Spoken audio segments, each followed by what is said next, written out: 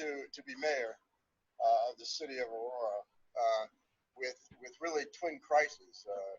We have the crisis of COVID, which is a health crisis, a public health crisis, as well as an economic crisis, and then certainly the crisis of community police relations that we've got going right now. So let me talk about those two, and then just open it up to questions.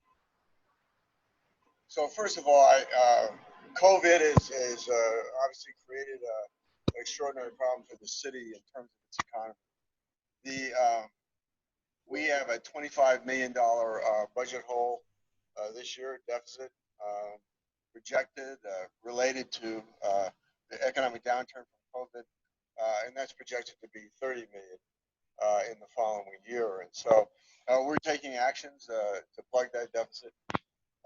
One of the things is that we have, probably our biggest tool, is the fact that the economy was so hot prior to COVID that the city couldn't have a lot of job vacancies. So it's restructuring to be able to eliminate those positions and have a budget savings from those positions. We obviously, capital construction projects are going to be, a lot of them are going to be put on hold, new programs put on hold. And so, but the good thing is once you kind of deal with it structurally in the first year, those savings spill over into the second year. And so it's actually more dramatic in the first year than it will be in the second year. It's been a lot of time just dealing with the governor and the Colorado Department of Public Health and the Environment, with Tri-County Health Department. A lot of people don't understand that we are not a city and a county like Denver. And so we do not have public health professionals on our staff. We don't have our own health department.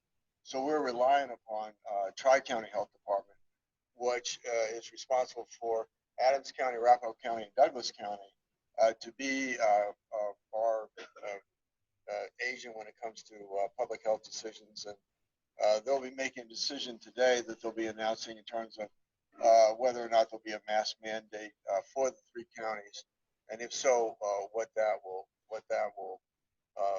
look like. I do think, and I have a great relationship with the governor because we serve together in the Congress, and so we have a weekly call that we do. And so one of the issues that I'll bring up in the weekly call is that we really need a regional solution to this instead of a patchwork of different jurisdictions having different policies when it comes to masks. And the reason is because during the course of a normal day, people, go from low COVID areas to higher COVID areas.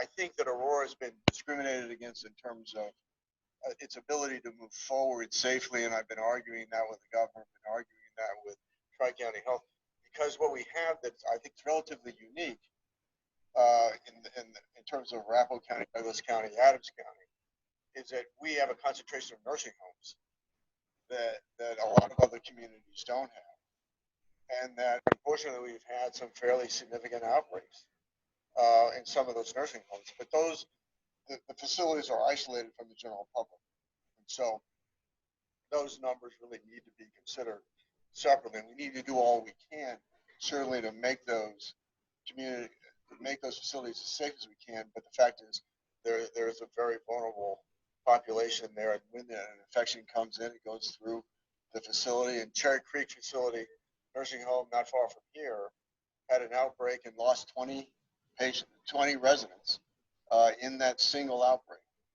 And so that's been tough to deal with. I spend a lot of time in my day interfacing with businesses and interfacing with Tri-County Health and with the governor's office, Colorado Department of Public Health and Environment, on which businesses can open up. And so to give an example, yesterday I was on a call with the Stampede, which is in a very difficult position because it's it's 1,000, it basically has an occupancy of 1,000 people, but it's essentially a nightclub. And we've moved back, and that what really concerns me now. We were making tremendous progress on COVID. The real metric to look at is actually not cases confirmed, although that's important, it's hospitalizations.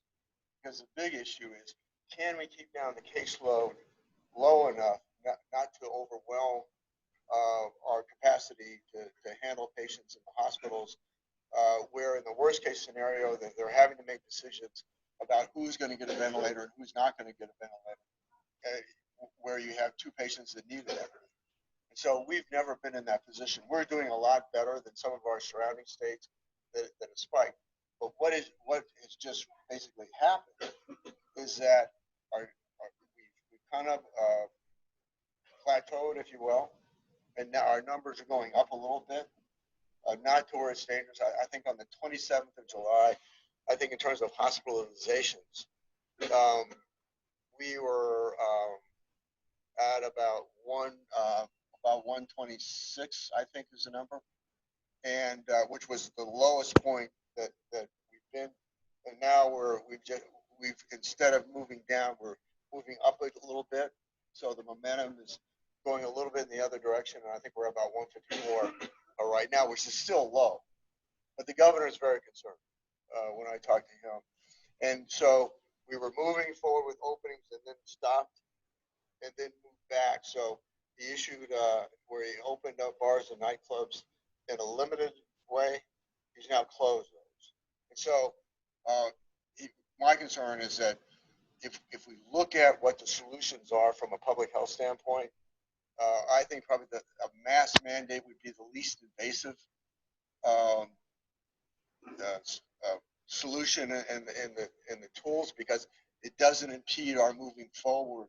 Hopefully it would bring us back in that downward trajectory and be able to further open up the economy. The impact on the local economy has been devastating. I got a lot of notices by federal law. Businesses that are permanently closing, mid to large size businesses that are permanently closing, have to notify me. And unfortunately, I get those notifications, particularly in manufacturing.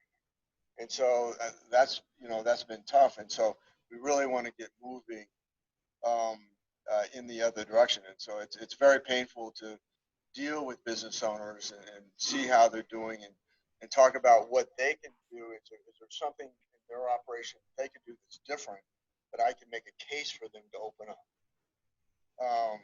And so we can make those decisions if there's a case in terms of looking at how they're classified by virtue of changing the nature of their operation. We can make that decision locally. If it requires a variance, then it has to go to Tri-County Health and then to the state. I was at Gaylord on Sunday, meeting with the general manager there, walking through the Gaylord, 1,501 rooms. They remind me the one rooms. Well, I think it's maybe the largest convention center in Colorado right now. Their rooms can hold, their large convention rooms when they open up can hold 5,000 people in terms of the occupancy in a single room. They have no conventions booked right now. They normally, on a normal, they were a little bit higher on the 4th of July weekend. On a normal day now, they're less than 10% occupancy in terms of the rooms. And so, they're just really struggling. And with the allowances that they have right now to open up, the numbers don't work for them. And so the question is can we work on a solution that I can sell to the Colorado Department of Public Health and the Environment, the governor, to get where the numbers will work for them, and that they can safely socially distance, that they can do a lot of precautions to be able to safely open. Because right now, without that, they can't book any, since they have no understanding of when they can open from a convention standpoint. They can't book any conventions, not even for next year, without knowing. And so so if I could just work out a solution from a public health standpoint that give them some certainty that you can open up at a certain level, and they'll even accept if the COVID numbers get worse, they realize that they'll have to suspend those conventions. So spend a lot of time on those issues. Let me and I just hope that we can continue to move forward. Aurora Public Schools had reached out to me in terms of saying, can you provide your rec centers and your libraries, if they're those that are not being fully utilized? Can you provide spaces for us for students so we can socially distance, where we can spread our students out more? And so we were looking at that as an issue. Let me talk about police community relations for a minute. And the Eliza Mclean incident on August 24th of last year was really, I think the nation, for the nation, it's about George Floyd, and where I think the nation woke up to the need for change. But I think this, in the city of Aurora, I think that date was really August 24th, and in a very tragic incident that I'm sure you're all aware of, when a young African American was headed home, and there was a call that came in on a suspicious person, even without associating it with any incident. He had a ski mask on in the middle of the summer. He had some pre-existing health conditions, and was waving his hands, but he was going home, and he was stopped by the police, and he said, we want to talk to you. And he said, I'm going home. And, they wrestled him to the ground, and the physical stress involved in that. Emergency fire and rescue gave him a sedative known as ketamine. And so from the coroner standpoint, all three issues were contributing factors to his death. He died on the way to the hospital. He didn't. He had a heart attack on the way to the hospital, and then was put on life support. And I think a couple of days later, his family made that decision to pull the life support. That has become really a national story at this time on the back of the George Floyd incident. But let me tell you what the city's done since that incident. So even before I was sworn in as mayor on December 2nd,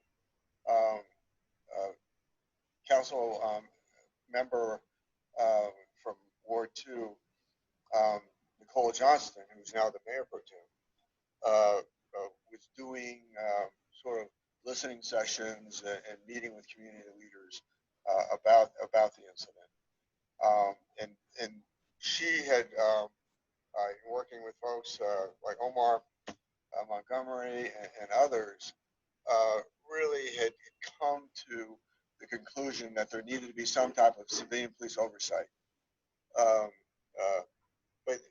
And then I worked with her, and she came to the conclusion that we needed a panel of folks from the community to advise on make policy or recommendations in terms of reform. And so COVID had delayed that process, but those members have been voted on, and there are 13 members that comprise this police review task force, if you will. Omar Montgomery, from a member of the WCP, advocates for criminal justice reform, faith leaders. We have one ex officio police representative to advise the task force on police issues. So they are just starting their work. But our interim police chief, we're in a search for a new police chief. We're at the top 4 right now, finalists. And so she has done some reforms on her own from the standpoint of directives in terms of chokeholds, how we deal with calls on suspicious behavior, that we don't need to intervene on all those calls, and banning chokeholds, and those things were done in the 5 directives that she issued as the chief of police with the city manager. It's been very challenging in terms of some of the demonstrations that we've had. We had one, I would say, each Saturday, last 2 Saturdays. Some have been very peaceful prior to that. The one last Saturday on the Great Lawn, we had about 1,000 people there. I thought there were mistakes made by our department, but initially I thought it went well, where they blocked off streets in interchanges to allow them to move on to Alameda and on to 225 to be able to exercise their First Amendment right. Then things, from an aerial shot, things look very different from the air. Things look different on the ground when people were just looking and seeing what was going on. Where you had the bulk of people listening respectfully to speakers, and the violin music played later on because Eliza Mclean played the violin in memory of him. But there were about 50 people that were pushing up against a barricade that was really, I think, bad decision. First of all, to use bike racks as a barricade, not good. And so they were able to push through the barricade.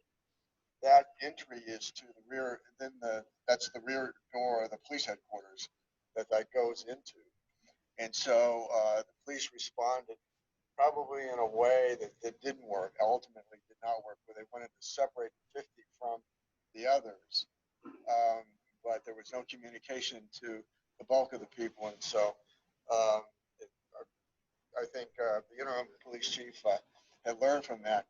Then I get a call at 11:30 at night on Friday night. So on the 3rd of July, I get a call saying, can you call the governor? We've got the district one headquarters is surrounded. And not just surrounded, but barricaded. Our officers are barricaded in. And I think we had 30 officers in the building. And they were pretty fearful of what might happen, given what's happened in other parts of the country. And so I said, well, can you reach out to the guy? I said, well, wait a minute. First of all, I think we have the resources to take care of it here. And if you delay, things could just get worse. And so where if you go into the next morning, into dawn, those positions could be reinforced by people coming off from all different directions. We could not deploy. We are in the middle of a crime spike, particularly in that area in Northwest Aurora. We could not deploy any of our resources. Not only can we not deploy any of our resources that night from District 1, but the follow-on shift could not go to work. So they reported to District 2 headquarters because their firearms, their equipment, oftentimes their uniforms were stored in District 1, and they had no access to get into District 1. So this was not without a cost. So I was at headquarters, and so you could see, they have their own intelligence people, what the communications traffic was between the different groups involved in this and what their objectives were. And so there were certainly a number of them that wanted a fight, that wanted a confrontation. And so finally, and so I said, well, can you do CS gas? And they said, no, because the surrounding hospitals. That turned out to probably be better, because I think it forced them to devise a policy, to devise a strategy whereby, without using CS gas, they were able to, at 2:30 in the morning, execute a plan whereby they formed a line of police and pushed the demonstrators away from the main gate that came into the secure parking area where all their vehicles were and where they had access to the building itself. And so so they pushed them on the south side of Montview. And so there were 3 arrests, but there was no injuries on either side. So I think that was very well executed, and I really commend the interim police chief, Vanessa Wilson, for that. According to her, I left at 3:30 once the the protesters were on the other side, 3:31, once the protesters were on the other side of Monty. In a search of the building, she says, she stated that they found cans full of gasoline and other things. And so some of their their fears were well-founded. So that's kind of the vast majority of people, again, exercising their First Amendment right peacefully, but there are problems. So I hope the worst of that is over with at this time. State legislature went forward and passed a number of reforms that I think are going to be very helpful. I think they did a very good job. So I think that I'm looking forward to the work of that 13-member panel and selecting a new police chief. And so I think we're headed in the right direction. I certainly hope that things settle down in terms of the violent element to some of the things that have occurred.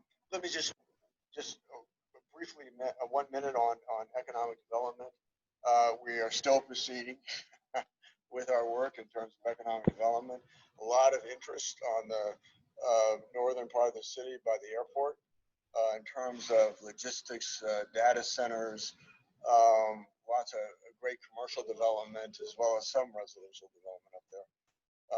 I probably more push on the commercial side than the residential side in that area. We have been nominated by the governor to be the Space Force headquarters, and so he nominated 2 cities, Peterson Air Force Base, I think Colorado Springs, and then Buckley Air Force Base in Aurora. That's about 450 very well-paying jobs to the headquarters if we do get that. So those are the, but we're in housing, surprisingly enough, new homes are selling really well. I was really surprised that the market is really good. Seems to be a pent-up demand in terms of new homes, so those sales are going very well. With that, let me open up to any questions you have on any issues. I'll start it off, Mayor. Tell us what the timeline is on hiring the new chief. When is that going to be announced? Tell us a little bit about that. Well, we're in the final phase of the process, and so it should be very soon. All the interviews are, so we had the final 4. All the council members interviewed each of the final 4 candidates. And so I suspect within, I would say, by August, by the end of the month, we should have a decision. Yes.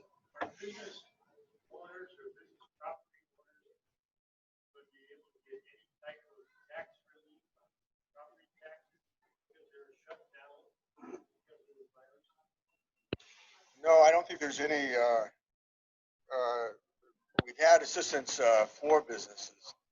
So we've had several programs, as well as the federal programs, the PPP program at the federal level to help them help them with wages to keep workers. We have, well, not all businesses are shut down, and a lot of businesses are opening up. But yeah, that's why we have the $25 million deficit in the first year. It's all revenue from COVID-related shutdowns. We are using COVID dollars from the CARES Act as grant monies to businesses to try and help them out with COVID-related expenses, such as if you have a restaurant that wants to open up a patio. That's because of the fact that they have to socially distance and all the regulations, and so they can put some of their customer base out there. That is, we can help them out with a grant with COVID-related dollars there that have come down from the federal government. So we've done some grant loan programs in addition to that, but we are waiving a lot of fees that businesses have to pay, but there's no relaxation on sales tax or property tax at this time. It will be an issue before the voters, but that's coming from the state legislature that I think is important for the state as a whole, and that is to take out the Gallagher, repeal the Gallagher amendment that I think has been punitive to businesses in terms of property taxes. Yeah.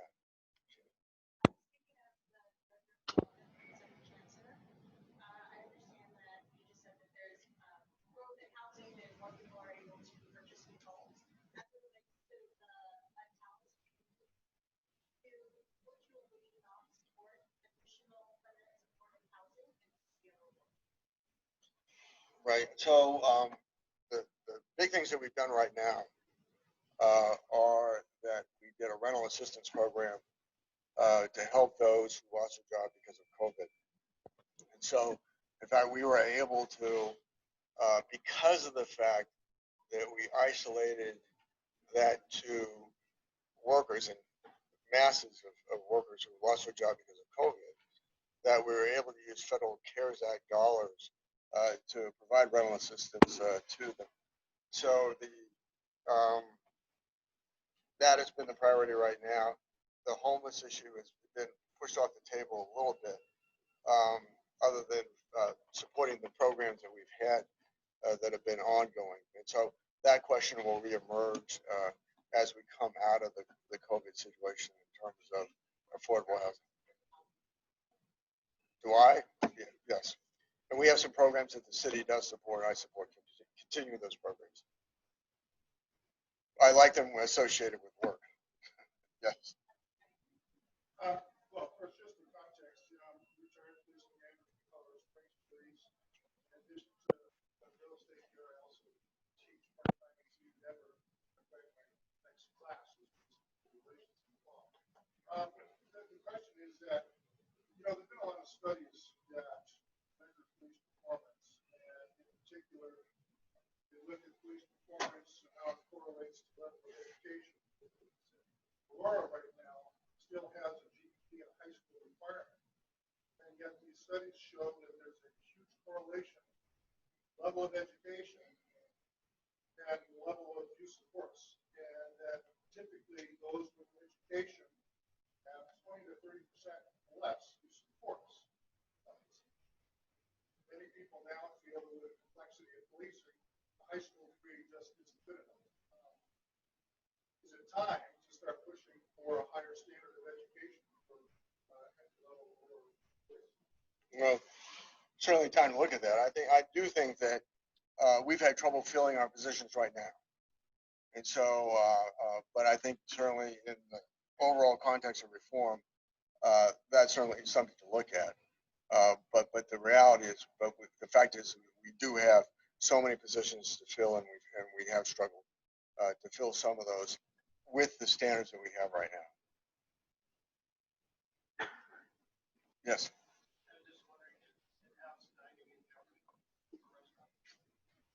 Well, I'm very concerned, and I remember one of my weekly calls with the governor, I was saying, Governor, a lot of even though you, with the limitations imposed, given them the ability to open up, they're not opening up. We have a lot of restaurants that still aren't opening up. And I'm concerned that the restrictions are such, and then that goes back into, I do think that Aurora isn't treated fairly sometimes because our numbers are merged with the fact that we have a disproportionate number of nursing homes that have been impacted by COVID. And he said, well, why don't you do this?